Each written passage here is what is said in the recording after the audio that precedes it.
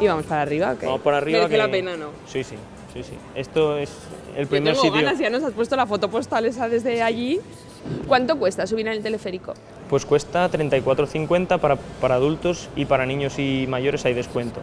Pero para mí no tengo que pagar nada.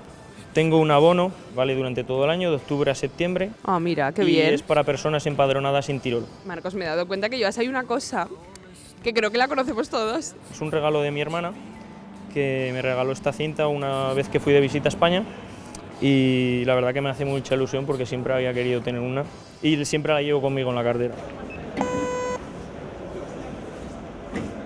Next stop, Congress Station, Base Station. Marcos, te has adaptado de maravilla a este país. Sí, sí. Viniste supongo que un poco a la expectativa, ¿no? Pues vine porque no sabía lo que me iba a encontrar.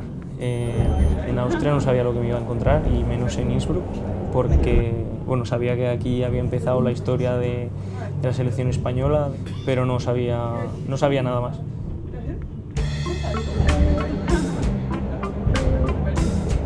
Estamos en Norrköte, que significa en alemán Cordillera Norte, y todo lo que podéis ver aquí son Alpes austriacos. Estos son los montes que os decía desde abajo, que son de postal, y ahí enfrente está Pachakofe, la montaña donde se celebraron los Juegos de Invierno que se han celebrado aquí en Innsbruck. ¿Los Juegos Olímpicos de Invierno? Los dos Juegos Olímpicos de Invierno que se han celebrado. Vamos, que lo tenéis todo aquí en Innsbruck. Está todo. Yo soy más de pueblo. ¿Y de qué pueblo eres? Cutanda y Cuencabuena. O sea que algo de raíces turolenses tienes, Marcos. Mucho, mucho, y con orgullo. ¿Y por qué has decidido traerlos aquí? A ver, me lo imagino, pero... Por las vistas y porque esto es representativo de Innsbruck.